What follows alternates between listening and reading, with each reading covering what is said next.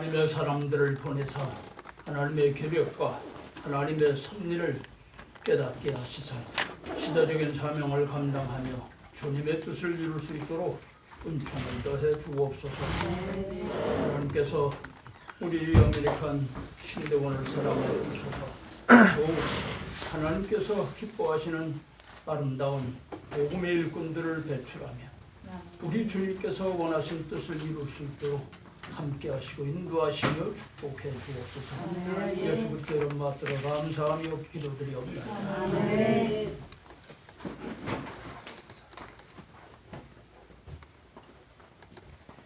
출석을 한번 불러보겠습니다.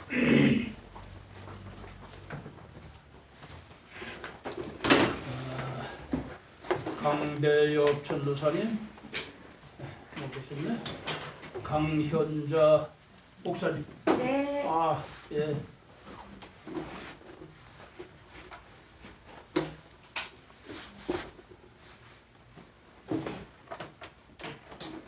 오늘을 하면 15일까지 해야 되겠네. 예. 예. 2시간이니까. 네, 2시간. 예. 네. 오경자 예. 전도사님, 이다온 네. 전도사님, 전미수 네. 전도사님. 지난 주간에 오셨잖아. 네. 정미애 전도사님, 최종심 예. 전도사님, 이소영 아직 안 오셨네. 장향수 네. 전도사님, 배종의 목사님, 이연정 집사님, 네. 김경연 사모님, 임명순 권사님, 네. 김종옥 사모님.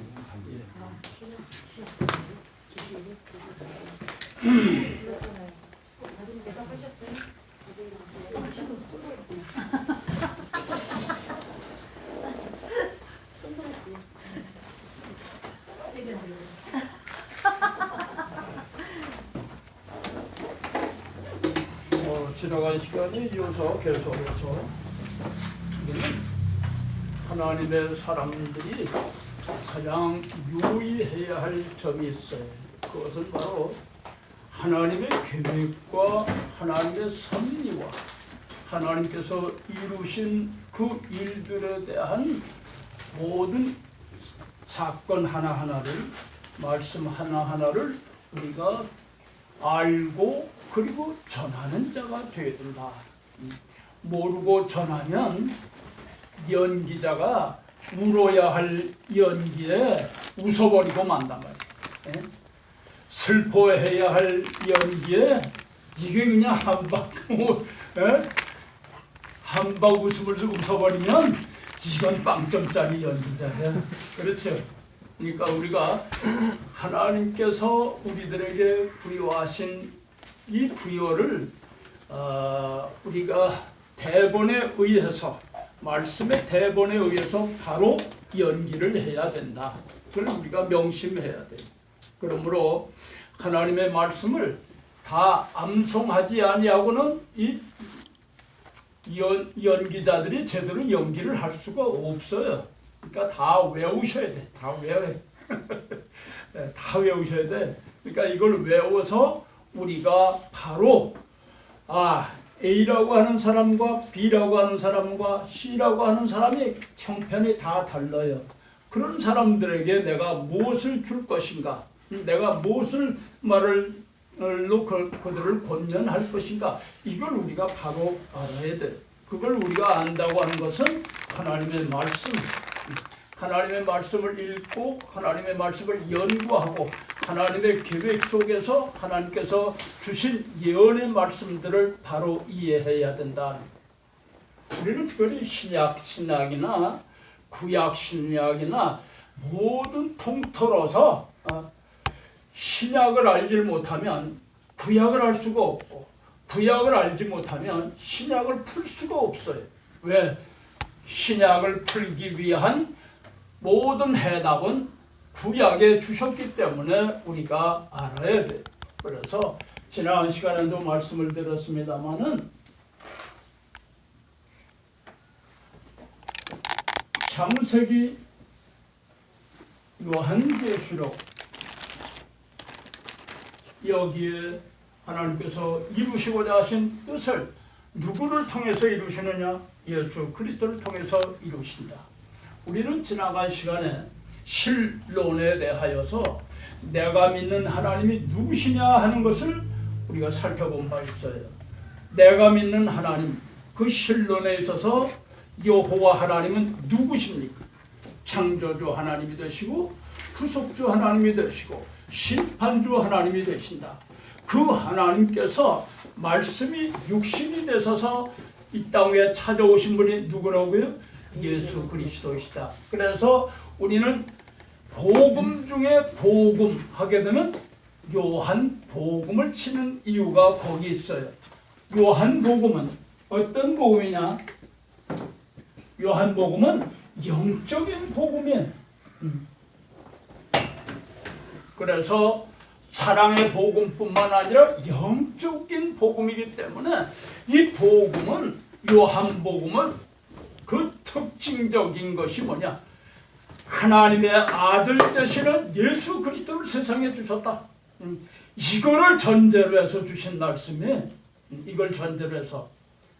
그렇기 때문에 이 요한복음을 우리가 바로 알지 못하면 하나님의 말씀, 마태복음, 마가복음, 누가복음을 바로 이해할 수가 없어요. 그래서 요한복음 영적인 복음이다. 영적인 복음이다 하는 것을 말씀을 드릴 수 있습니다. 그래서 이 요한복음의 중요성이 얼마만큼 중요하냐? 요한복음을 뿌리로 한 그 모든 사건들이 마태복음과 마가복음, 누가복음에 기록이 되어 있어요. 그렇기 때문에 우리는 항상 이 요한복음, 복음 중에 뿌리라고 하는 요한복음을 바로 이해해야 돼요. 특별히 요한복음에는 하나님의 아들 되시는 예수 그리스도는 누구시냐 하는 것을 스스로가 우리 주님께서 말씀해 주시고 계세요. 그 말씀을 보면 우리는 요한복음 1장 1절 다 같이 한번 암송해 보시기 바랍니다. 태초에 말씀이시나 이 말씀이 하나님과 함께 되었으니 이 말씀은 곧 하나님이시나. 우물쭈물하는 사람이 있어. 입속에서 우물우물하고. 태초에 말씀이 계시니라 그랬어요. 말씀. 태초에 말씀이 계셨어요. 이 말씀이 1장 14절에서는 뭐라고 말씀하셨어요? 말씀이 육신이 되셔서 찾아오신 분이 누구시라고요? 예수 그리스도시다. 바로 말씀이 되시는 예수 그리스도시다. 즉 예수 그리스도는 하나님으로 이 땅에 오셨다. 그걸 말씀을 하시고 있어요. 그러니까 요한복음 전체를 살펴보면 인간이 할 수 없는 모든 부분, 하나님만이 하실 수 있는 부분들을 계속해서 소개하고 있어요. 그 말씀 속에 우리가 요한복음 2장 한번 찾아봅시다. 요한복음 2장 9절 말씀 빨리 찾읍시다. 무엇이 기록이 되어 있어요? 거기에? 혼인잔치가 기록이 되어 있잖아요. 무엇을 만드셨어요? 물로 포도주를 만드셨어요. 이것은 하나님만이 하실 수 있는 일이란 사람으로는 할 수가 없는, 불가능한, 하나님께서만이 하실 수 있는 거다. 그 다음에 또 한번 찾아보세요. 요한복음 4장 46절 거기에 뭐가 기록이 되어 있어요? 오늘 왕의 신하의 아들을 고쳐주셨어요. 병든 자에 대한 고쳐주셨어요. 이것은 바로 누구만이? 하나님께서만이 하실 수 있는 일이라 이걸 말씀하시고 있어요. 그 다음 또 찾아보세요. 요한복음 5장 2절로 9절의 말씀. 이 말씀은 내용이 뭡니까?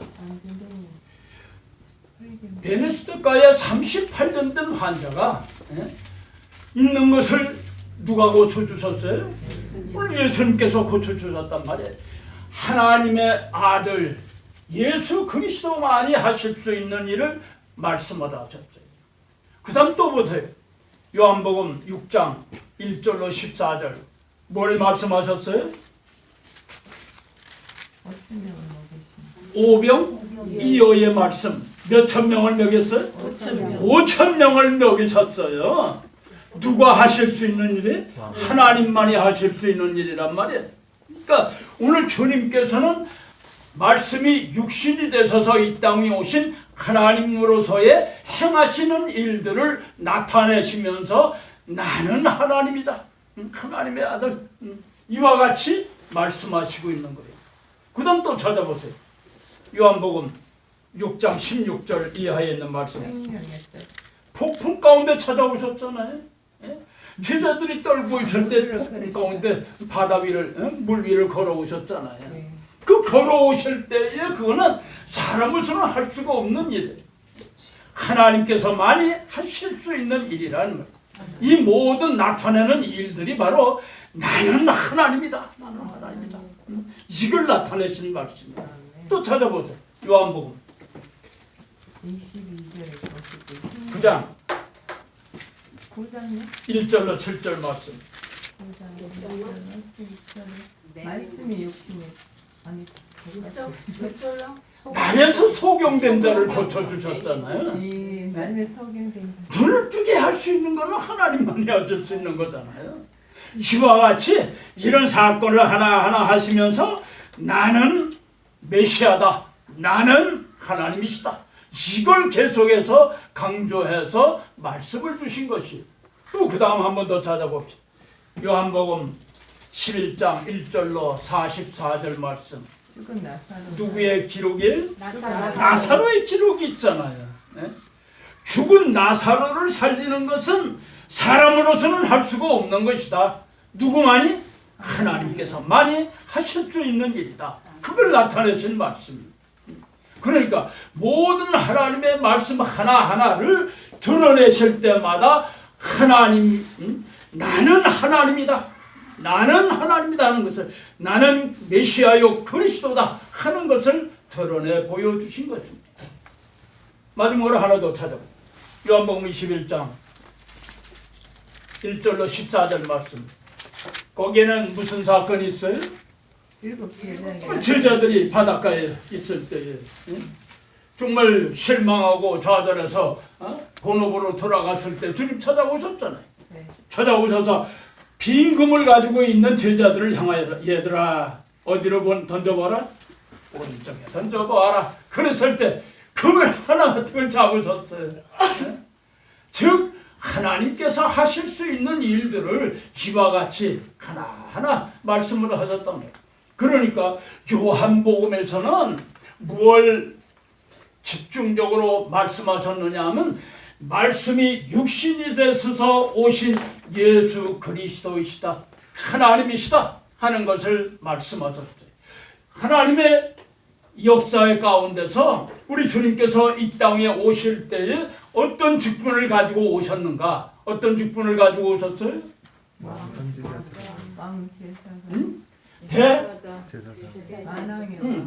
대선지자의 직분을 가지고 오셨어요.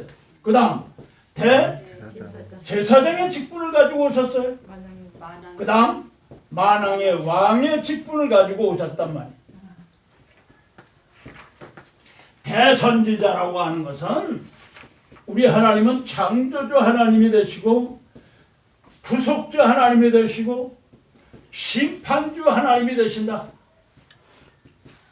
이것을 대선지자, 대제사장, 만왕의 왕을 이런 직분을 가지고 세상에 말씀이 육신이 되셔서 찾아오신 우리 주님이 되신다는 말. 그래서 행하는 모든 일들이 바로 대선지자와 같이 대제사장과 같이 만왕의 왕과 같이 역사하신 우리 주님이 되심을 말씀하셨어요. 아멘. 그래서 요한복음에서는 이 부분을 집중적으로 나타내고 있는 말씀입니다. 그러니까 주님께서 이 땅에 오심은 이러한 직분을 가지고 역사하셨는데 그것은 바로 말씀이 되시는 예수 그리스도께서 육신을 입고 찾아오신 만왕의 왕이 되신다는 사실을 우리에게 말씀해 주셨어요. 그러므로 우리가 이 말씀을 전해줄 때는 우리가 전할 때는 예수 그리스도는 누구시냐? 말씀이 육신이 되셔서 찾아오셨다. 이것을 우리는 성육신이라고 그러죠. 그런데 당시에 이 요한복음이나 또 에베소 교회 사도 바울이 전하고 그리고 사도 요한이 가서 이 에베소 교회나 갈라디아 교회나 이런 데 가서 복음을 전할 때 그 당시는 바로 어떤 형편에 있었느냐? 정치적으로는 로마의 지배권의 밑에 있었고 또 종교적으로는 어떤 일들이 있었는가? 영지주의. 그래서 사람이 영적으로만 역사하는 것이지 죽은다면 소용없다. 육체는 소용없다.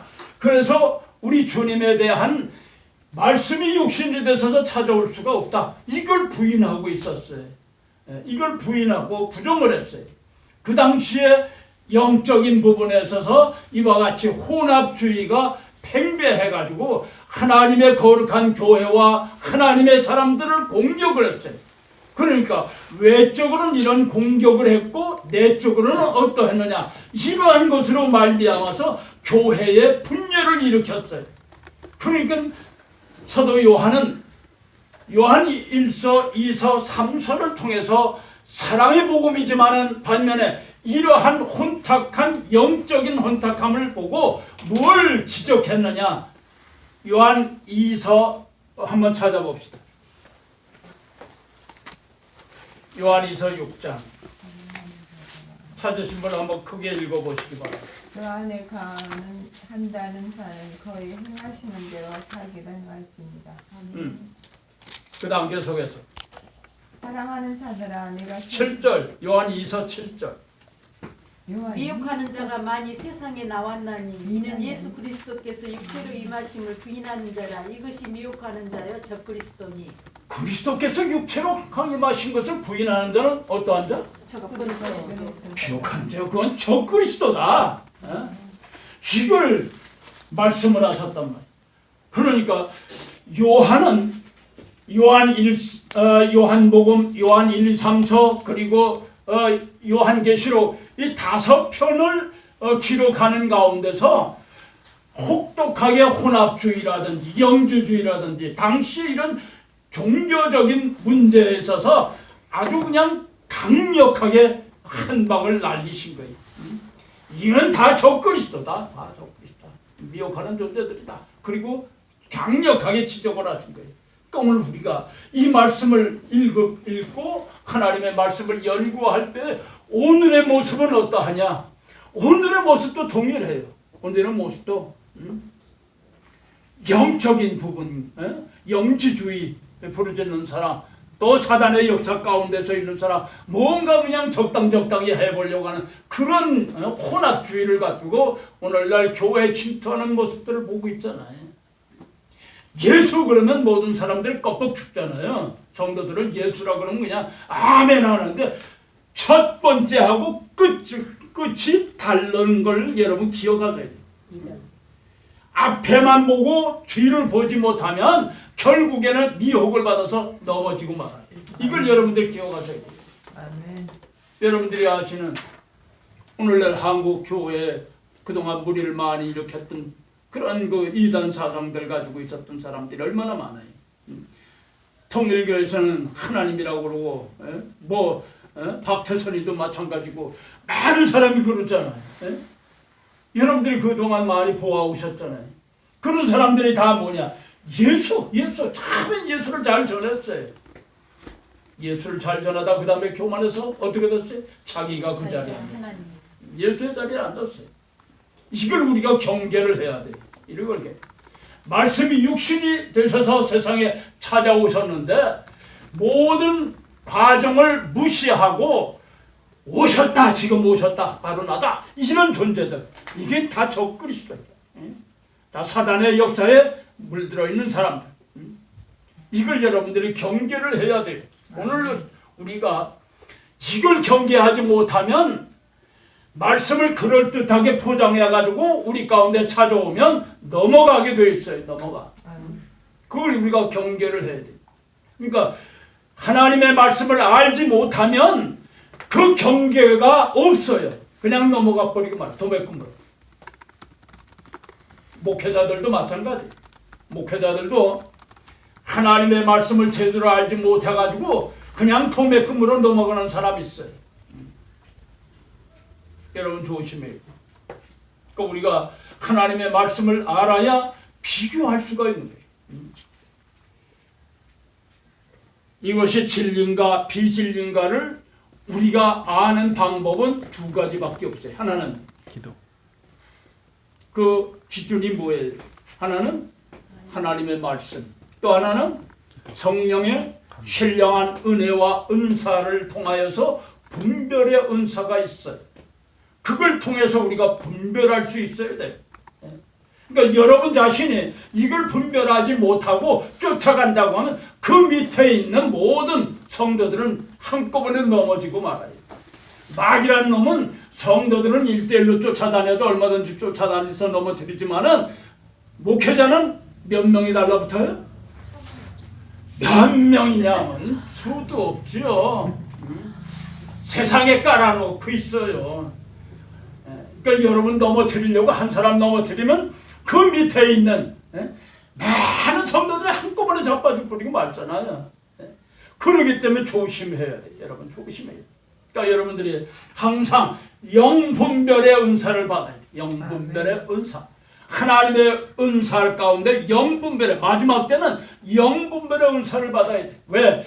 비슷한 것 가지고 나오기 때문에. 비슷한 것. 그러니까 여러분들 조심하셔야 돼요.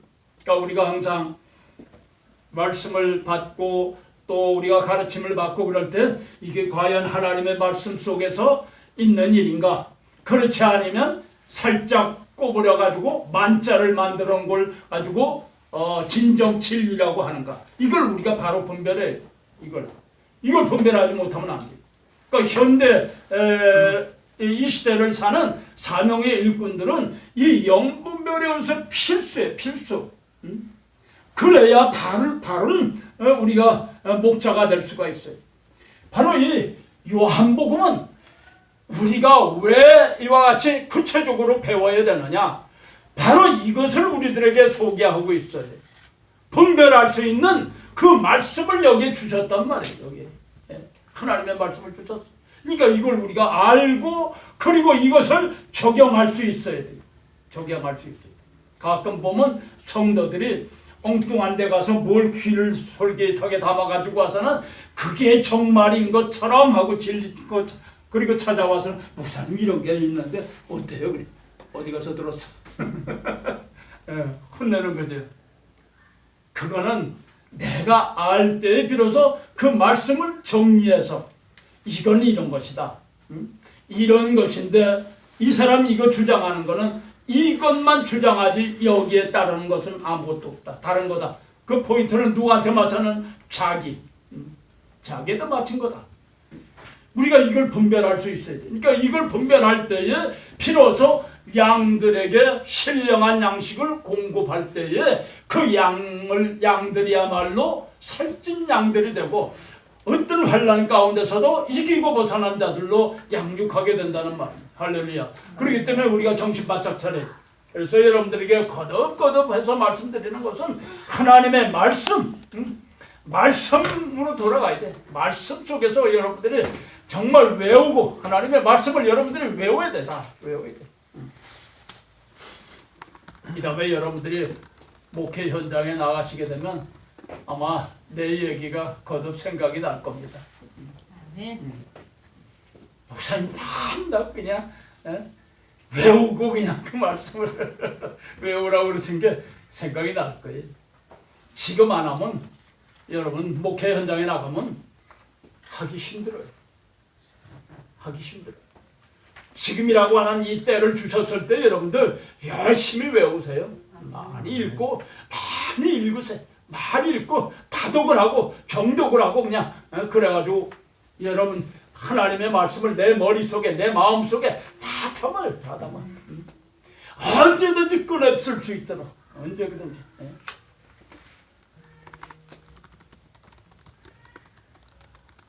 요즘 핸드폰이 얼마나 기능이 좋은지 작은 컴퓨터는 컴퓨터죠. 나도 모르는 부분이 있어요. 긴가민가 이게 처음 듣는 말인데 그러면 한번 딱딱 쳐보면 쫙 나와요. 이야 참 멋있다. 그러니까 백과사전 가서 들춰볼 필요가 없어. 얼마나 잘 돼 있는지 몰라요. 여러분들 대신에 우리가 우리 심령 속에다 담아둬요. 하나님의 말씀을 담아둬서 우리가 이 컴퓨터 대신을 해야 돼. 대신. 요즘 젊은이들은 성경 찬송가를 안 가지고 다니더라고요.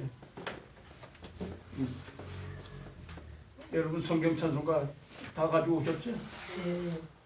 안 가지고 오시고 핸드폰 속에서 다 찾으려고 그러더라고요. 핸드폰 속에 나 있거든. 성경 찬송가 나 있잖아요.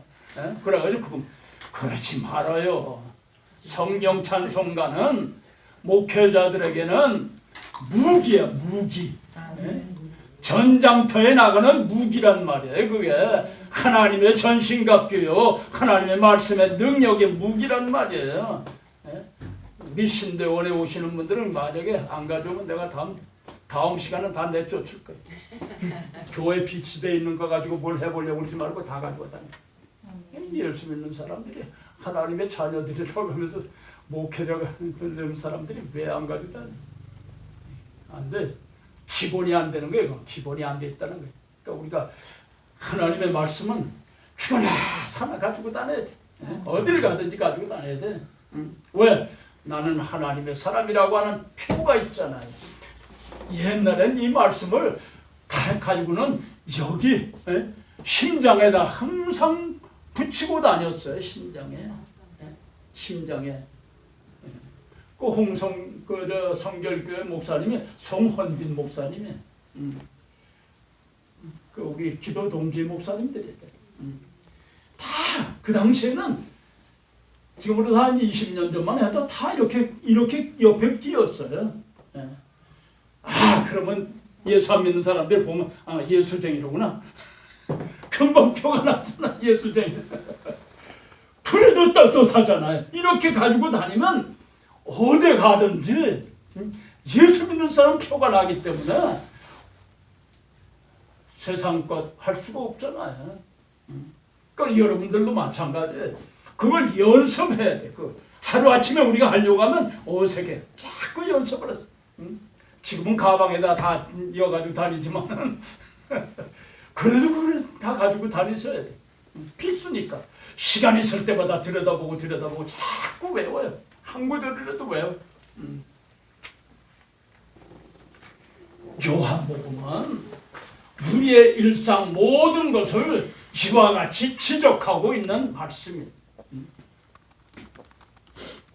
말씀이 육신이 되셔서 세상에 찾아오신 분. 이걸 부인하면 적그리스도. 하나님의 사람으로서 자격이 없는 거예요. 이걸 부인하면.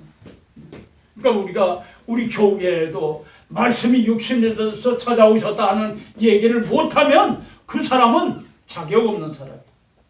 싹군이에요. 싹군. 진정한 하나님의 자녀가 하나님의 일꾼이 아니에요. 그걸 여러분들 꼭 기억하세요. 이와 같이 하나님의 말씀을 요한복음을 통하여서 우리들에게 말씀하시는 말씀은 가장 기본적인 게 바로 이것이 기본적인. 그러니까 여러분들 꼭 기억하세요.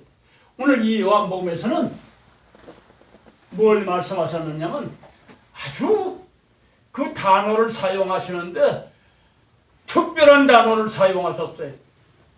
특별한 단어는 뭐냐면 아버지. 주님께서 아버지라고 하는 표현을 118번 사용하셨어요. 118번. 굉장히 많은 단어를 사용하셨어요. 반면에 믿음이라고 하는 주님께서 믿음이라고 하는 이 요한복음에 믿음에 대한 것을 표현하실 때 100번이나 말씀하셨어요. 100번. 엄청난 거예요. 네. 그러니까 믿음으로 말미암아 영생을 얻게 하는 믿음. 네? 100번. 그러니까 예수 그리스도를 믿는 믿음, 하나님의 아들 되시는 예수 그리스도를 믿는 믿음, 이걸 계속해서 강조하신 말씀이 바로 요한복음이에요. 요한복음. 그러니까 믿음의 복음이다. 이걸 우리에게 강조하셨어요. 또 반면에 이 세상이라고 하는 표현을 쓰셨는데 세상이라고 하는 표현을 78번 말씀을 하셨어요. 이 세상. 이 세상을 이끌어서 구약 시대에는 뭐로 표현하셨어요? 광야다. 광야. 구약의 광야. 뭐가 광야입니까? 뭐가 광야예요? 예? 세상이 강렬하고. 응? 세상이 강렬하고. 세상의 광야. 그것도 맞는 말이지.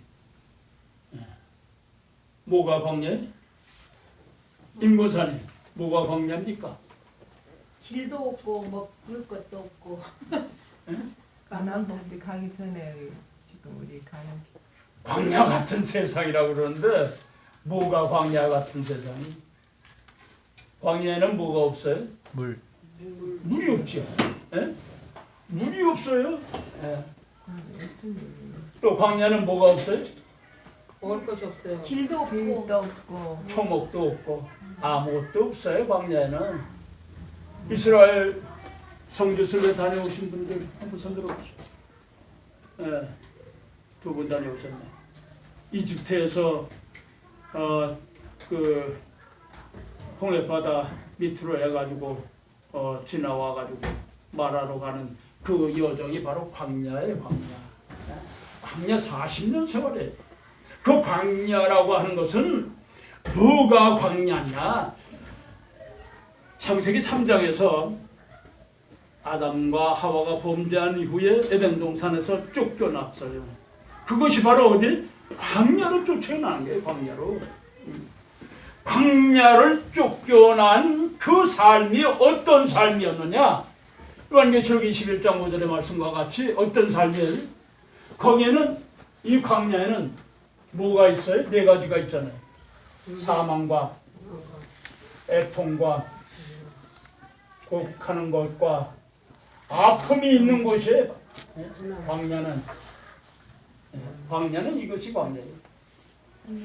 이 광야와 같은 세상, 사망과 애통과 곡하는 것과 아픔이 있는 곳이 바로 광야인데 광야로 내어 쫓긴 인생은 그 속에 무엇이 떠났어요? 하나님의 신이 떠나버렸어요. 성령이 떠나버리고 말았어요.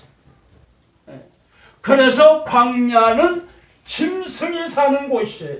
짐승 세상은. 짐승의 영혼이 있어요? 없어요. 그래서 세상에 있는 백성들을 짐승과 같은 존재다 말씀하고 있어요. 짐승. 그러니까 오늘 우리는 저 광야와 같은 세상, 광야와 같은 삶을 살고 있다 하는 것은 짐승과 같은 삶을 살고 있다고. 짐승과 같은. 그럼 이 광야에서 짐승들의 사는 모습은 어떠한 모습인가? 그걸 대표적으로 3가지로 표현하셨지요. 요한일서 2장 16절에 말씀하신 것, 15절 16절에 말씀하신 것처럼 뭐로 표현하셨어요? 광야에 있는 것, 육체의 정욕과 안목의 안목의 정욕과 이생의 찬양. 짐승들의 모습이잖아요. 예?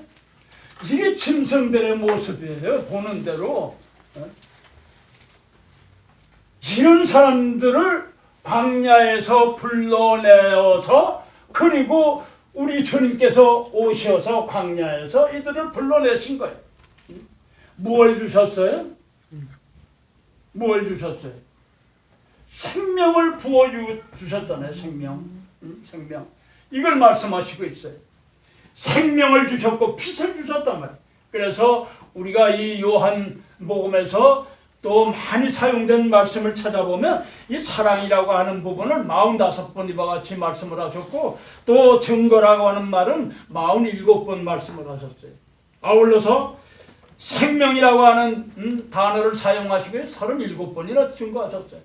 아울러서 빛이다 하는 것은 24번씩이나 이와 같이 말씀을 하셨어요. 그러니까 이 모든 것은 나는 말씀이 육신이 되셔서 세상에 찾아온 누구시라고요? 그리스도 하나님이시다. 하나님의 아들로 내가 세상에 왔다. 이걸 표현하신 말씀들이에요. 그러니까 이 요한복음 전체는 나는 이런 사람이다. 나는 이런 하나님이다. 나는 이런, 그걸 계속해서 설명하고 있어요. 그 가운데서도 특별히 이와 같이 광야에 있는 백성들을 생명을 주시고 이 속에 있는 것을 우리들에게 주심으로 말미암아 광야 생활 가운데서 우리를 어디로? 하나님의 나라, 그리스도의 나라, 하나님의 자녀 삼아 주셨단 말이에요. 자녀라고 하는 것은 무엇을 주심으로 말미암아? 요한복음 1장 하나님의 자녀가 되는 14절 말씀. 하나님의 자녀가 되는 권세를 하나님의 자녀가 되는 권세. 12절에 말씀하셨잖아요. 하나님의 자녀가 되는, 바로 광야에 살고 있는 짐승들에게 오늘 말씀하신 말씀은 하나님의 자녀가 되는 권세. 자녀가 되는 권세. 그래서 요한복음 20장 24절에 말씀, 31절에 말씀하신 것처럼 하나님의 자녀에게는 영생을 주셨다. 믿는 자에게는 영생을 주셨다. 이걸 거듭해서 말씀하시고 있어요. 그것이 바로 자녀가 되는 권세, 자녀가 되는. 그러니까 요한복음은 이런 복음이에요. 그런데 이 요한복음에 특별히 주님은 나는 이런 하나님의 사람이다, 이걸 하나님이다 하는 것을 드러내신 말씀이 있어요. 여러분도 한번 찾아보세요. 요한복음 6장 35절 말씀.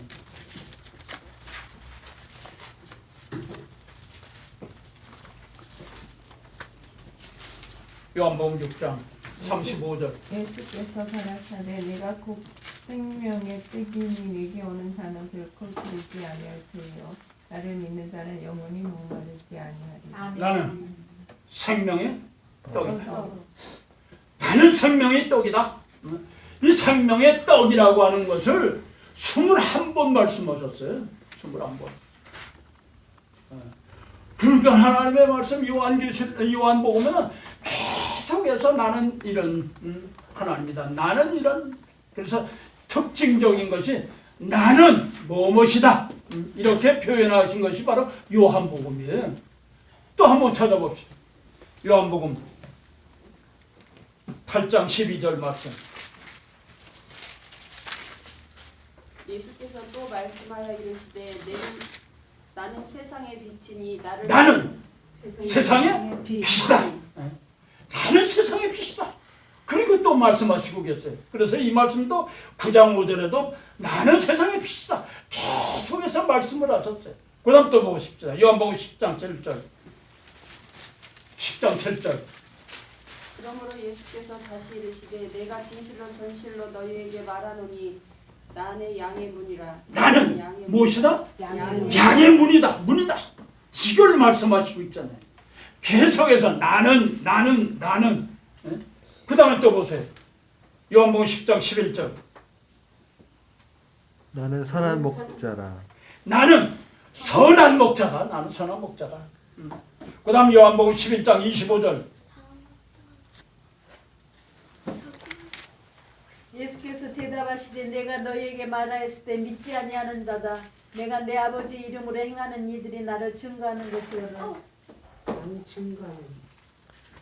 25절. 나는 부활이요 생명이니 나를 믿는 자는 죽어도 살 것이며. 아멘. 나는 부활이요 생명이다. 그 다음 또 보죠. 요한복음 14장 6절. 나는 길이요 진리요 길이요 생명이요. 진리요 생명이다. 그 다음 보세요. 요한복음 13장 1절. 열흘 전에 예수께서 자기가 실천했던 아버지께로 돌아가실 때 이런 줄 아시고 세상에 있는 자기 사람들을 사랑하실 때 끝까지 사랑하십니다. 나는 13장 1절 네, 13장 1절입니다. 5절 이에 대하여 물을 담아 제자들의 발을 씻기시고 그 들으신 수건으로 씻기 들으시었어요. 나는 포도나무요 나는 아버지는 포도나무요. 포도나무라고 포도나무. 그러니까 주님께서 계속해서 말씀을 나는 생명의 떡이다. 나는 세상의 빛이다. 나는 문이다. 나는 선한 목자다. 나는 부활이요 생명이다. 나는 길이요 진리요 생명이다. 나는 포도나무다. 거듭거듭해서 이 요한복음에서는 나는 이렇게 계속해서 표현하고 계세요. 이 말씀은 바로 나는 하나님이시다. 아멘. 이걸 나타내시고 있는 말씀. 아멘. 그러니까 요한복음 전체는 바로 이와 같이 예수 그리스도는 누구시냐 하는 부분을 우리 주님께서 스스로 표현하시고 말씀을 전해주신 것이. 그래서 영적인 복음이라고 말하는 것이. 나는. 응? 이걸 여러분들이 꼭 아셔야 돼요. 왜 이 말씀을 알아야 되느냐? 왜 이 말씀을 우리가 알아야 되느냐? 나는 이와 같은 것 표현하신 것을 왜 알아야 되느냐? 우리 이 시대의 사람들에게는 이렇게 짐승과 같은 존재가 너무 많아요. 사망과 애통과 곡하는 것과 아픔 가운데 있는 이런 사람들이 너무 많단 말이에요. 이런 사람들을 치유하려고 하면 세상 것 가지고 치료하는 것이 아니고 나는 이런 선한 목적, 나는 빛이다, 나는 생명이다, 나는 부활이다, 나는 생명이다, 나는 길이요 진리요 생명이다. 이와 같은 처방전을 줘야 된다.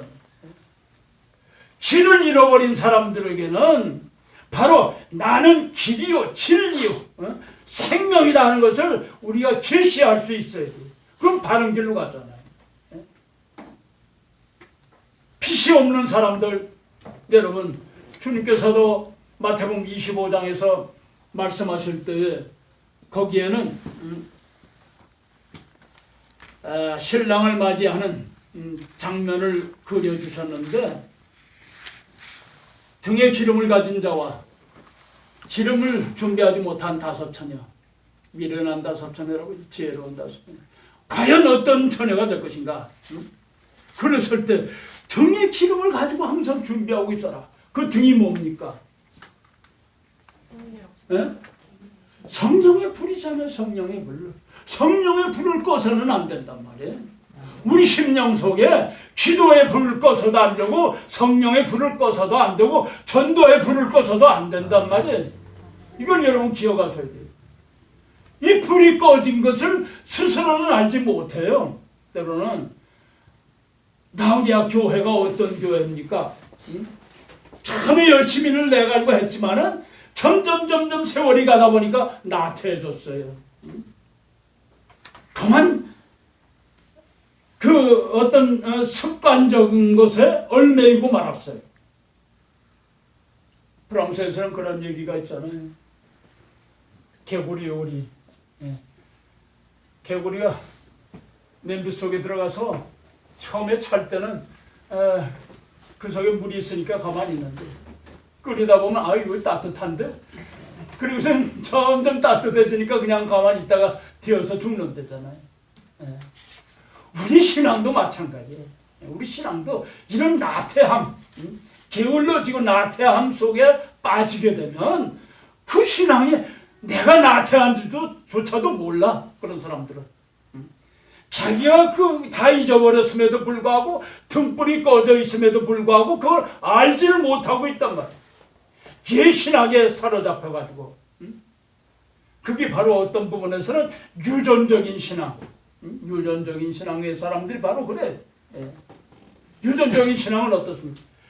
우리 할아버지, 우리 아버님이 뭐 목사님 하시고 장로님 하시고 뭐 권사님 하시고 그러니까 자기도 장로가 되고 자기도 권사가 된 줄 알아. 예?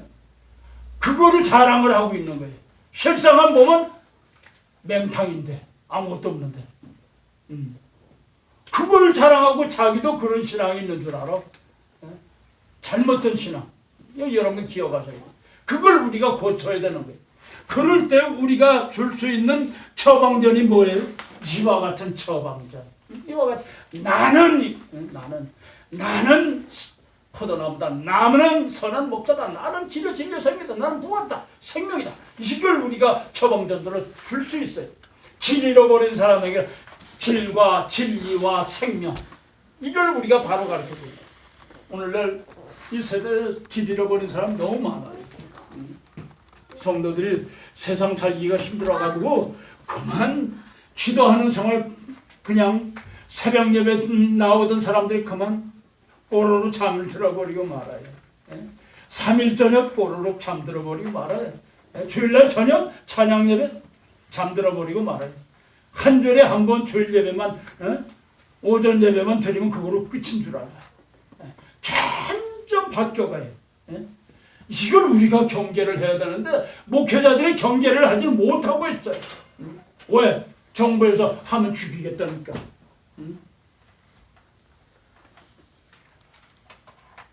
죽이는 방법이 여러 가지가 있어요. 정부에서 칼자루 쥐고 있는 사람들에 대해서 죽일 수 있는 방법이 많잖아요. 그걸 공공연하게 대형교회 목사들한테 얘기를 해. 말 안 들으면 재미없어. 협박을 하는 거예요. 그러니까 이걸 우리가 기억해야 돼. 그냥 전차를 우리가 전철 타고 오면 빠곡하게 그냥 타고 버스 타고 오는데다 빼곡하게 타고 오고 그럼에도 불구하고 2m 거리 사이 뛰어서 앉으라는 말 안 하잖아요. 근데 왜 교회만 그래? 왜 교회 핍박해? 모든 거 다 그냥 교회로 그냥 뒤집어 씌워가지고 땅부가 제일 거룩하고 하나님의 사람들이 조심하는 것이 바로 교회인데 정부의 모든 수칙을 잘 지키는 사람들이 바로 성도들인데 이걸 우리가 아셔야 되는데 그 기본은 뭐냐? 협박이에요. 우리 신앙 그랬을 때 우리는 그걸 어떻게 받아들이냐? 이때가 바로 우리가 신앙을 지켜야 할 때가 아니냐. 더욱 모이기를 힘써야 되겠다. 네? 이런 자각을 가져야 되는데 그렇지 못하고 있어서 좀 안타까워. 1000명 되는 교회가 한 번에 1000명 다 모일 것 같으면 시간이 얼마나 많아 주일날. 아침 7시부터 시작해가지고 시간마다 모이면 돼. 시간마다 1부, 2부, 3부, 4부, 5부 해가지고 10부까지 그냥 다 모이면 되는 거예요. 뭐 그렇잖아. 다 모일 수 있잖아.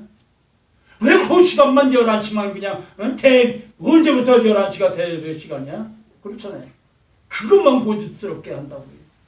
그럴 필요가 없어요. 아침 6시부터 드리면 돼. 많으면 나눠서 드리면 되잖아. 그날 온전히 그날을 거룩하게 지키면 되잖아요. 목회자들이 좀 지혜로워야 돼. 그렇지를 못해. 굉장히 안타까워요.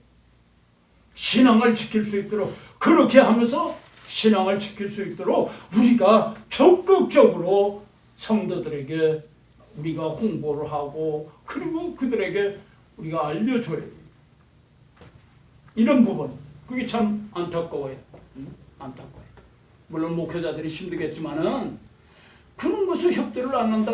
그러면 엉뚱하게 엉뚱한 데서 유력한 장로, 집사, 기업체를 냈다 덮쳐가지고 세무조사나고 뭐 그런 위협이나 들어온다고 하면 여러분 어때요? 목회자가 움츠러지잖아요. 목회자가 움츠러지는 거예요. 그러면 뭐 꼼짝달싹 못하는 거죠. 그러나 그런 가운데서도 지혜롭게 예배를 드릴 수 있어야 된답니다. 목회자의 지혜. 그것까지는 막지 않잖아요.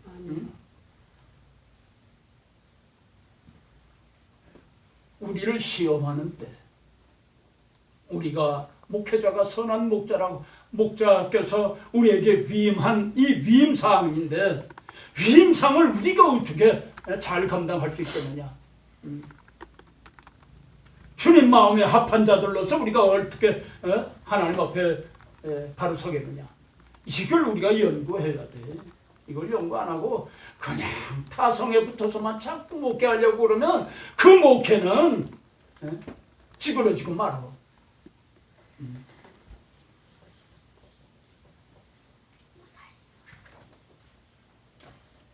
목회자가 좀 대가 써야 돼. 고집도 좀 있어야 돼. 하나님 앞에 예배하는 그 모든 부분에서 고집이 좀 있어야 돼. 장로들이 저거저거 이 자식들 그냥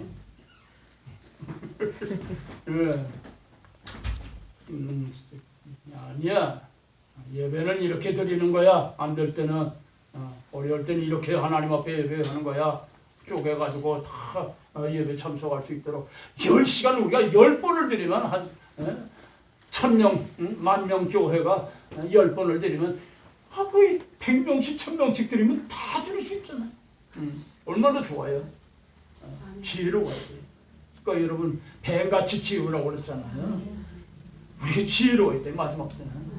그러니까 하나님의 사람들이 좀 많이 알아야 돼. 많이 알아야 돼. 영적인 부분도 그렇지만 육적인 부분에 있어서 우리가 세상적인 부분에 있어서도 많은 지식을 가지고 있어요. 신앙만 해가지고 목회를 하지 말고 세상 지식까지도 여러분 세상 사람보다도 더 높은 지식을 가지고 있어요.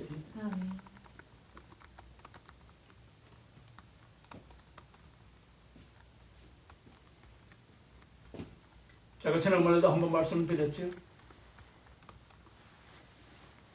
여러분들이 보시는 신문이 얼마나 되는지 다 보세요. 제가 보고 있는 것도 많이 있어요. 동아일보, 국민일보, 또 매일경제, 또 아울러서 우리 크리스찬 신문, 복음신문, 또 연합신문, 이런 교계신문 다 보세요. 다 보세요. 그걸 보는 자세를 성도들이 보게 되면 우리 목사님 하다못해 이거 경제신문까지 보시네. 여러분 경제신문 전문가들이 많이 보잖아요. 그 한 번씩 이렇게 들러보면 오늘의 경제는 이렇구나. 오늘의 주가 시세는 이렇게 변동이 되고 있구나. 또 이런 모습이 흘러가고 있구나.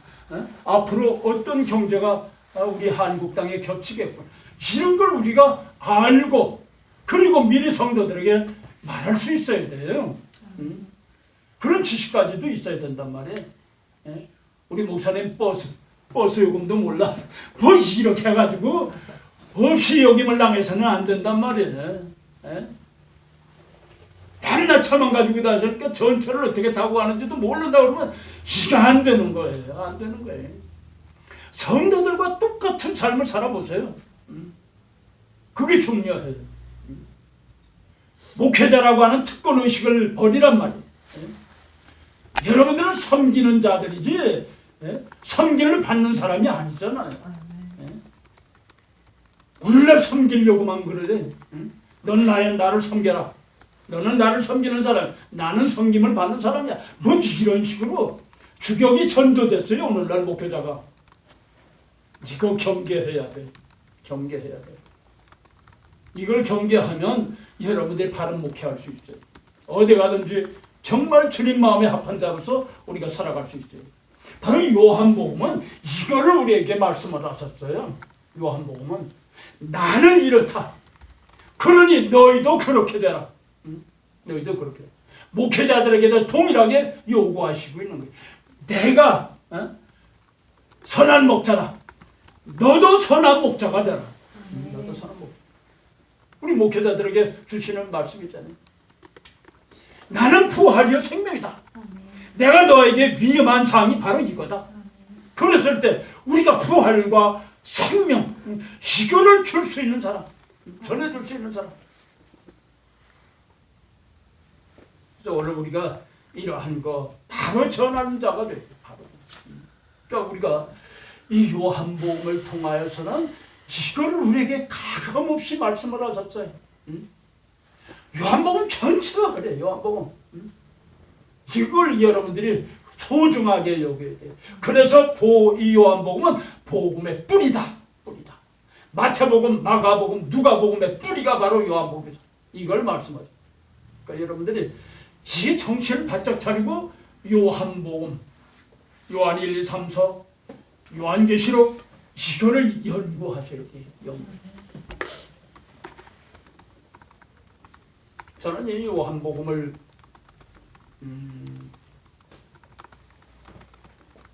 강해록을 만들면서 강해록이 다 주고 이제 딱 한 권 남았어요. 다시 제작을 해야 돼.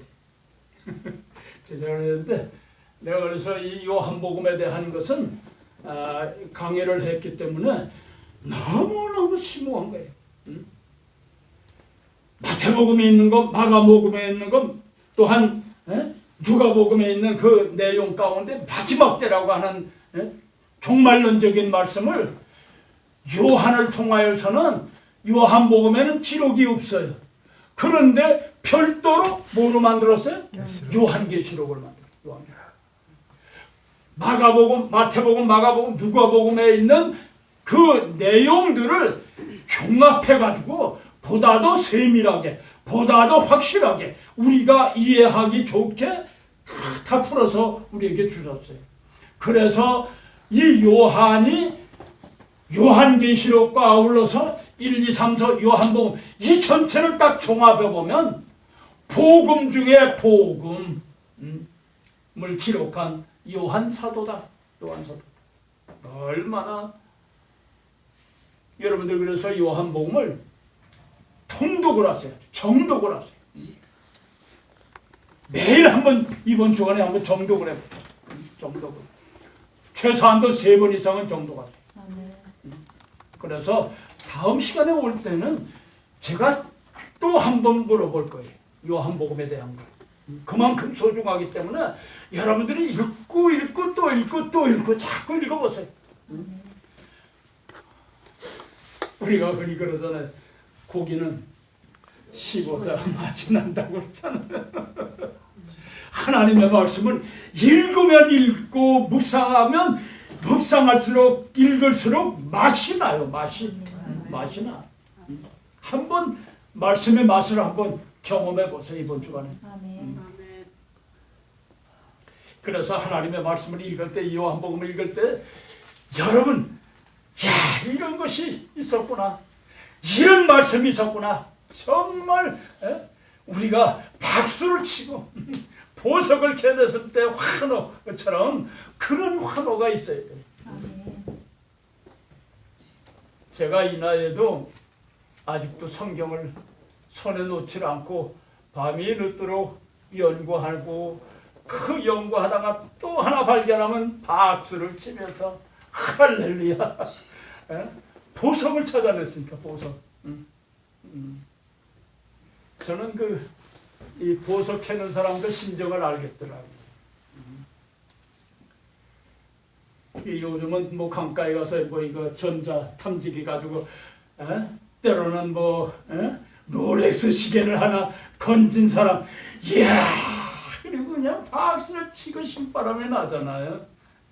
금반지를 찾는다든지 뭐 찾으면 그냥 신바람이 나는 거예요. 그것처럼 말씀 속에서 한번 보석을 찾아보세요. 신바람이 납니다. 기록을 하세요. 그리고 그걸 기록하시란 말이에요. 딱 기록해 두시면 이 말씀이 바로 그 말씀이었구나. 주께서 주신 말씀이 바로 여기로구나. 이것이로구나. 이걸 우리가 기억하게 돼요. 얼마나 감사해요. 그래서 이 요한복음을 우리가 살펴보는 가운데 이와 같은 복음이다. 나는 이런이다. 나는 이런이다. 나는 선한 목자. 이렇게 계속해서 말씀하세요. 즉 그것은 나는 하나님이시다 하는 것을 드러내신 말씀입니다. 특별히 요한복음 4장 26절에도 한번 읽어보시기 바랍니다.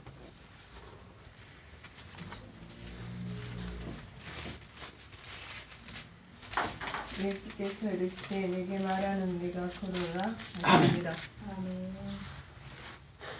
25절 말씀 한 번 더 읽고 25절. 여자가 가로되 메시아고 그리스도라 하는 이가 오실 줄을 내가 아노니 그가 오시면 모든 것을 우리에게 구하시리이다. 그 다음 26절. 예수께서 이르시되 내게 말하는 내가 걸어라 하십니다. 그러나 내가 누구라고요? 그리스도. 예수님. 메시아다. 그 메시아다. 그걸 말씀하셨잖아요. 그러니까 요한복음 전체는 이걸 우리에게 증거하고 이걸 드러내 주셨어요. 나는 이러한 하나님의 사람이라, 하나님이다. 이걸 다 드러내셨단 말이에요. 그걸 여러분들이 발견하셔야 돼요. 그러니까 1장으로부터 시작해서 계속해서 말씀하시는 것이 바로 그거예요. 반면에 요한복음 6장 20절에도 가버나움 그 길에 가시는 그 바다 속에서도 주님께서 찾아오셨을 때 뭐라고 말씀하셨어요? 내니 두려워하면 내니 두려워하면 내니 이 나라고 하는 것 내니 이 말씀을 계속해서 요한복음에서는 말씀을 하시고 있어요. 여러분들 그걸 읽으시면 요한복음을 읽으시면서 나다 나는 내니 이걸 계속 발견하게 됩니다. 이걸 발견하시면서 무엇을 생각해? 바로 하나님이시다. 요한복음 3장 16절 말씀 여러분 다 한번 암송해 보십시오. 하나님이 세상을 일처럼 사랑하사 독생자를 주셨으니 이는 저를 믿는 자마다 멸망치 않고 영생을 얻게 하려 하심이라. 하나님의 아들로 세상에 오셨다. 하나님의 아들로. 이 말씀은 무엇을 완성하신 말씀이에요? 네? 요한복음 3장 16절은 뭘 완성하신 말씀이에요? 영생. 네? 영생. 크게 영생, 영생? 구원. 영생? 구원. 그렇죠. 잊어버리는 것도 은사다. 한당 16절. 자꾸 잊어버려라. 그래야 나 또 해도 지루하지 않지. 창세기 3장 15절. 잠깐만요. 15절. 내가 너를 여자와 원수가 되게 하고 내 후손도 여자의 후손과 원수가 되게 하리니 여자의 후손은 내 머리를 상하게 할 것이요 너는 그의 발꿈치. 아멘. 창세기 3장 15절은 여자의 후손 되시는 누구를 보내신다? 예수 그리스도를 세상에 보내신다. 이걸 말씀하셨잖아요. 구약의 39권의 내용은 예수 그리스도를 주신다라고 하는 표현이에요. 그런데 요한복음 3장 16절에 가서 예수님 주셨다는 거예요. 누구를 주셨다고요? 예수 그리스도. 예수 그리스도를 여자의 후손 되시는 예수 그리스도를 주셨다라고 마침표를 찍으신 거예요. 마침표. 창세기 3장 15절의 내용을 요한복음 3장 16절에서 마침표를 찍으셨어요. 즉 구약의 39권의 내용은 여자의 후손 되시는 예수 그리스도를 주신다라고 하는 내용이에요. 예수 그리스도를 주신다. 누구를 통해서 주시느냐? 하나님은 셈의 자손 통해서 주신다. 그 하나님의 셈의 자손은 누구냐? 아브라함을 통해서 주시겠다. 그 다음 이삭을 통해서, 그 다음 야곱을 통해서, 다윗을 통해서, 그리고 솔로몬을 통해서 계속해서 내려오면서 주신다 셈의 혈통 통해가지고 말씀하시잖아요.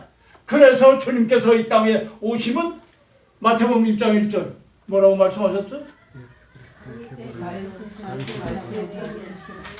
아브라함과 다윗의 자손 예수 그리스도의 세계라 말씀하시잖아요. 선포하시잖아요. 그게 바로 주님께서 이 땅에 오시면 아브라함과 다윗의 자손으로 세상에 오셨죠. 오셨다, 주신다고 하는 말씀이 주셨으니 하고 마침표를 찍었단 말이에요. 항상 하나님은 말씀하시고 말씀하신 것을 이루시는 하나님이 되신다. 그 역사적인 과정이 바로 구약의 39권의 내용이에요. 내용이란. 그러면 신약에도 마찬가지잖아요. 지나간 시간에 말씀드렸습니다만 신약의 내용은 사복음서예요. 사복음서의 내용은 뭡니까? 예? 예수 그리스도. 우물쭈물 하지 말고 크게. 예수 그리스도. 예수 다시 오신다. 네. 간단해요, 간단해. 예수 다시 오신다. 주님 재림하신다. 그걸 말씀하셨잖아요. 그래서 마태복음이나 마가복음이나 누가복음이나 요한복음 계속해서 예수님 다시 오신다. 그럴 때 너희들은 어떤 삶을 살 것이냐, 어떻게 준비를 해야 될 것이냐, 그걸 말씀하셨잖아요. 그래서 그걸 마태복음 25장에서는 등불에 지혜로운 5자나 미련한 5자를 말씀하시고 우리에게 달란트의 비유를 또 주셨고 문화에 대한 비유를 말씀하셨잖아요. 그건 뭐냐? 우리가 준비를 해야 된다. 주님 다시 오실 때 준비해야 된다. 그걸 계속해서 준비하시면서 말씀하신 것이 요한계시록에 보면 19장에서 두 가지의 잔치가 있죠. 하나는 어린 양의 혼인잔치와 하나님의 큰 잔치가 있잖아요. 여러분 하나님의 큰 잔치에 참여하시기를 원하신 분만 아멘 해보세요. 아멘. 또 걸렸다. 너무 그게 또 걸리는 거예요. 낚시법이에요. 그게 낚시법. 하나님 소리가만 들어가면 아멘 했다가는 뒤집어 쓰는 독박이 되는 거예요. 독박.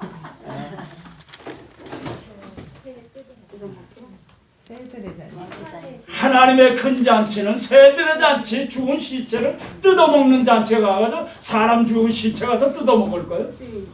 그 잔치에 갈 거예요. 우리는 하나님의 어린 양의 잔치에 참여하는 자가 되어야 돼요. 그 잔치야말로 지혜로운 자들이 준비하고 있다. 등에 기름을 준비하고 있다가 주님 오실 때 맞이하는 그 잔치란 말이에요. 그러니까 항상 하나님의 말씀에는 이와 같이 두 가지로 표현하셨어요. 하나님의 언약의 자손들에게 주시는 말씀이 이루어질 때에 그것을 일컬어서 이루었도다라고 표현하셨고, 세상을 심판하시는 심판에 대한 것을 지적하실 때에는 되었다 이렇게 표현하셨어요. 그러니까 우리가 그 두 가지 표현에 대한 것을 구분을 할 수 있어야 돼요. 그걸 모르고 무조건 그냥 되었다 하는 거 아멘 했다가 올 때 심판의 날에 가서 쳐 죽임을 당할 건데 화염 속에 불로 심판하시는 날에 다 불타져 없을 텐데 어떻게 그걸 우리가 구분할 수 있. 하나님의 말씀을 구별해야 돼. 구별. 아는 자가 구별할 수가 있는 거예요. 아는 자가. 모르면 하나님의 말씀을 모르면 이와 같이 또 다 아멘 하는 거예요. 아멘. 이게 낚시밥이에요. 그러니까 우리가 신약에서 구약에서 주님 초림에 대한 것을 주신다라고 말씀하셨는데 주심에 대한 마침표는 요한복음 3장 16절에 말씀하십니다. 그 마침표를 찍으셨대요. 마태복음에 말씀하신 것이 아니고 누가복음에 말씀하신 것이 아니고 요한복음에만 있는 거예요. 요한복음에. 요한복음. 이 말씀에 대한 마침표를 요한복음에서 찍으셨단 말이에요. 그러니까 얼마나 소중해요. 요한복음의 위치가 바로 이런 위치를 가지고 있어요. 위치가. 그러니까 주님께서 다시 오실 때에 우리들은 어떤 삶을 살 것인가? 정말 그 디베라 바다에서 어부로 있는 제자들을 향해서 뭐라고 말씀하셨어요? 사랑하는 시몬 베드로에게 뭐라고 말씀하셨어요? 너 나 사랑하니? 나 정말 사랑해. 또 배반하고 떠날 거 아니야? 도망갈 거 아니야? 그래서 저는 이 말씀을 읽으면서 가장 슬퍼하는 그런 말씀이 있어요. 어려운 일이 닥칠 때에 제자들을 놓고서 너희도 가려느냐? 그 심정, 너희도 가려느냐? 저는 지나간 주간에 지금 한 2주 동안 이 말씀을 붙들고 생각을 하고 있어요. 너희도 가려느냐? 너도 가려느냐? 그때 주님께서 그것이 어떤 심정이 있었을까? 다 떠나보려고 그리고 가는 그 제자들을 보면서 그래 너희도 가려느냐? 얼마나 섭섭하셨으면 그 말을 하셨을까? 우리가 사명의 길에서 사명의 길에서 죽으면 죽으리라고 하는 그런 각오를 가지고 그런 결단을 가지고 우리가 신앙생활하고 또 목회자의 삶에 우리가 들어섰는데 세상 것으로 말미암아 풍파가 오고 뭐 그래가지고는 우리가 가던 길을 멈출 때에 여러분 어떻습니까? 주님께서는 너도 또 가려느냐? 물으신다고 하면 여러분들 무슨 대답을 하시겠어요? 마음이 아프잖아요. 마음이 너무 아파요. 여러분 눈물 젖은 빵을 먹어본 사람이라야 눈물 젖은 빵을 먹는 사람들의 심정을 알아요. 그렇지 않고는 그 빵에 대한 먹는 사람들의 심정을 헤아릴 수가 없어. 그러니까 여러분들 그걸 한번 생각해 보세요. 한번 여러분들이 집에 가셔서 너도 가렸느냐? 한번 여러분 한번 읊어보세요. 너도 가렸느냐? 우리 주님의 심정이 어떠하셨길래 그렇게 말씀하셨을까? 이거 한번 생각해 보세요. 참 마음이 뭉클해요. 마음이 뭉클해. 사명이 그래서 너 떠나 너도 가려느냐? 마음이 아파요. 그러니까 여러분들이 언제나 이 사명의 길에서 일을 하실 때에 권고한 일이 당하고 내가 이거 못해 먹겠다 그런 마음이 들 때가 있잖아요. 하다못해 모세도 그랬잖아요. 하나님 내가 이미 200생들 다 내가 낳았으니까 왜 내가 이거 짊어져야 되니 그랬어요. 모세도 그랬어요. 얼마나 힘들었으면. 여러분 이 사명의 길이 얼마나 힘든 줄 아세요? 편안한 길이 아니에요. 여러분들 지금 앉아있으니까 편안한 것 같지? 우리의 사명의 길에 들어서 보세요. 그러면 여러분들을 기다리는 것은 기쁨과 즐거움과 감사와 찬송이 넘치는 것이 아니고 여러분들을 그냥 넘어뜨리려고 하는 중상모략의 그냥 악한 자들이 달려들어요. 달려들어. 그걸 여러분 기억하셔야 돼. 그랬을 때 우리의 신앙, 내 사명을 어떻게 할 것인가? 그걸 우리가 항상 염두에 둬야 되는데 그 염두에 둬야 할 사람인 가운데서 우리는 사도 바울이 어떠한 가치관을 가지고 정립을 해서 살았냐? 그 가치관의 정립을 어떻게 세웠느냐? 우리가 사도행전 20장 24절에 말씀하셨잖아요. 우리 한번 다 같이 암송해 보십시오. 또 찾아야 되나?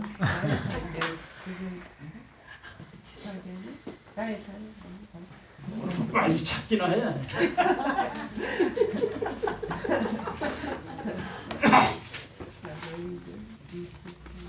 다 같이 한번 읽어보세요. 내가 달려갈 길과 주 예수께 받은 사명 곧 하나님 은혜의 복음을 증언하는 일을 마치려 하면은 나의 생명조차 조금도 귀한 것을 여기지 않노라. 나의 생명을 이 사명을 감당하기 위하여서는 생명을 내가 초계같이 하나님 앞에 드릴 수 있다. 생명을 더 아깝게 여기지 않아. 사명을 더 아깝게 여기죠. 사명을 위해서 생명을 바칠 준비가 되어 있다는 그 사도 바울의 가치관이에요. 여러분들의 가치관이 그래야 돼요. 여러분들의 가치관이 맡겨진 이 사명을 위해서 죽을 수 있어야 돼요. 사명을 위해서 내가 모든 것을 희생할 수 있어야 돼요. 던질 수가 있어야 돼요. 사명을 위해서. 이게 없으면 안 돼요. 둘 다 잡으려고 하면 여러분 어떻게 돼요? 가래이가 찢어버려요. 가래이가 찢어. 둘 다 놓쳐버리고 말아요. 다 안 돼. 하나는 사명. 그래서 여러분들이 목회를 시작해서 정말 사명, 이걸 부르짖고 사명을 위해서 우리가 죽고 살자. 사명. 그러면 온 성도들이 다 사명, 이 가치관에다 두고 살 수가 있어요. 그 사람들만이 이기고 벗어난 자들을 양육할 수가 있어요. 요한복음은 바로 이걸 우리들에게 말씀을 하셨어요. 생명이다. 바로 그 생명은 주님 자신이 생명이잖아요. 그 주님 자신 그 생명에다가 사명을 걸고 거기에 온 정성을 다해서 쏟아부을 때에 나머지는 쫓아오는 거예요. 나머지는. 빛이라고 하는 것과 그림자라고 하는 것. 빛을 향하여서 가면 그림자는 쫓아오게 돼 있어요.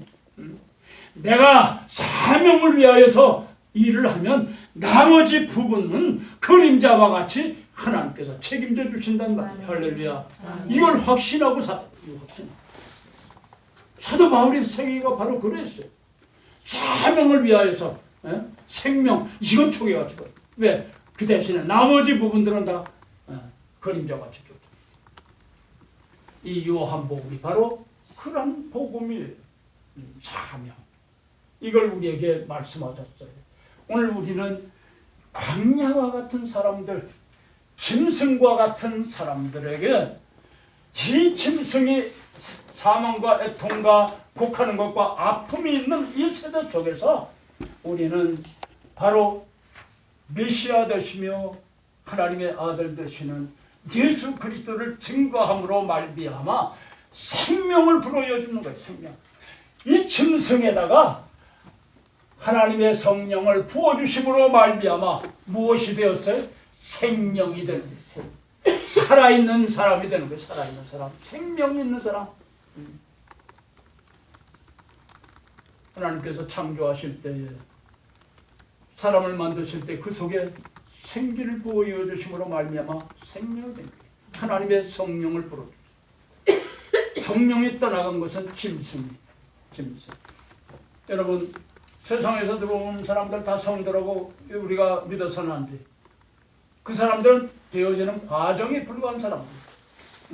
양육할 때 그 속에 뭘 넣어줘야 돼요? 하나님의 성령. 하나님의 성령 받을 수 있도록 기도 훈련을 시켜요. 기도는 하나님의 거룩한 교회를 변화시키는 거예요. 또한 성도들을 변화시키는 것은 기도밖에 없어요. 기도할 때 주시는 성령 받아요. 지난날에 우리 한국의 60년대, 70년대 성령시대 불러 얼마나 강력했어요. 예? 우리 대표적인 목사님들과 신영균 목사님이나 또 뭐 당시에 조용기 목사님이나 더 많은 분들이 그냥 정말 불러 했잖아요. 그냥 붕붕 뛰어가면서 그냥 불러 했어요. 그 당시에 저는 그냥 뒤쫓아다니면서 불러 했지만 그리고 성령 받으려고 애썼는데 참 그땐 그렇게 성령 할 때에 기도 훈련을 하니까 저 미랄기도원이라고 있어요. 동두천에서 들어가면 어유질이라고 하는데 거기에 미랄기도원이 처음 생길 때 조그만 교회 하나 이렇게 그냥 웅막 같은 교회 하나 지어놓고 그 교회가 그게 전부 돼지들 키우는 데인데 거기는 옛날에 어떤 장소냐면 이렇게 된 곳에 여기 이제 한탄강 나가는 길이고 여기는 들어오면 막다른 골목. 백백교가 자기네 말 안 들으면 여기 데리고 와서 다 죽였어요. 백백교. 또 6.25 사변 때 후퇴하는 인민군 일개 사단병력이 여기서 몰살을 당했어요. 갈 때라고는 여기 이 길밖에 없는데 여기를 차단하니까 이 길을 터놓고 여기다가 기관총들을 달아놔가지고 다 이리로 몰아놓고서는 여기서 다 몰살시켜요. 제가 그 당시에 우리 그 기도 동지들이 갈 때 보니까 사람의 뼈가 그냥 막 돌아다녔어요. 그것도 이만큼 쌓이더라고요. 누구 뼈인지도 모르는 게 사람의 뼈. 그러니까 밤이 되면 그냥 도깨비불이라고 그러지 우리. 그게 사람 것도 소리. 근데 그 뒷산에는 뭐가 있냐면 호랭이가 지나다니는 발자국이 이만한 큰 바위가 하나 있는데 그걸 거기 가서 기도를 하는데 그 밑으로 호랭이가 지나가면 눈이 오고 그러면 발자국이 다 있어. 호랭이의 특성이 뭔지 아세요? 호랭이의 특성은 자기 구역이 있어요. 자기 구역 내에는 토끼 한 마리도 안 잡아먹어. 쥐도 한 마리 안 먹어. 다른 구역이라서 먹고 오지. 자기 구역은 자기가 지켜. 예, 동물들 다 보호해줘요. 멋있다. 멋있다. 큰 영물이에요. 예. 그래요. 그래가지고 거기 올라가서 기도하고 그러면 등골이 요싸게 눈 오는 날 그냥 밑에 보면 고래의 발자국가 이렇게 지나. 그런 데서 기도를 하는 거예요. 그러니까 신령한 은사를 많이 받지. 죽지 않으면 살기니까. 그리고 꽝꽝 치고 기도하니까 밤새도록. 여러분 그런 기도 훈련 시켜요. 거기가 어디예요? 그러면서 훈련하면서 신령한 은혜와 은사를 체험하거든요. 이 신령한 영혼이 떠지는 눈이 뜨니까 내가 눈을 감아서도 그 밑에 벌어지는 산 밑에서 벌어지는 일들이 다 보이는 거예요. 캄캄한 밤임에도 환하게 그냥 다 봐. 누가 들어왔다 나가고도 그런 은사를 받아요. 그러니까 누가 왔다 가는 거 밤에 안 보이지만 내려와서 왜 어제 화장실 몇 시에 왔다 갔지? 어떻게 알아? 꼭 맞는 거예요. 확인을 해보는. 이게 신령한 은사라구나. 그런 은사를 받아야 돼요. 아멘. 그냥 되는 게 아니에요. 그건 기도. 아멘. 기도하세요. 아멘. 여러분들 기도하시면 그 은사 다 주세요. 다 주세요. 아멘. 뭐 주님 계실 때만 그런 은사 주신 거 아니에요. 오늘 이 시대 주님이 함께 계시잖아요. 이 은사를 우리가 받아야 돼요. 아멘. 다시 우리가 대한민국이 부흥성장하려고 하면 지난날에 우리가 성령 충만하던 그 시대로 다시 돌아가야 돼요. 성령 충만함을 받아야 돼요. 우리가 다시 우리 신대원의 모든 우리 형제들이 기도부를 붙여가지고 정말 이런 은사들을 다 받아요. 이런 은사를 받지 못하고 졸업하지 말라고. 이 은사 받지 못했으면 다 졸업하지 말아요. 계속 다니는 은사. 아멘. 아멘. 아멘. 거기가 어디예요, 교수님? 미랄 거기가 기도원이래. 어디예요? 미랄 기도? 예. 동두천에서 그 어유절이 가는 방향으로 나가면 지금은 어떤지 모르겠어요. 길이 옛날에는 협조했는데 그걸 가다 보면 오른쪽으로 들어가는 길이 있어요. 거기가 미랄 기도. 지금은 거기는 큰 거로 성전도 잘 지었는데 그 자리가 바로 돼지 키우던 자리, 돼지 키우던 자리. 그러니까 그런 모습, 이것이 바로 우리가 기도해야 해서 받아야 할 성령 충만. 좀 쉬었다 또 해야 되겠네. 네. 아멘. 그러면 좀 쉬었다가 네. 10분 쉬었다가 그 다음 7시 반부터 시작 또 합시다. 네. 그래서 9시에 마치도록 합시다.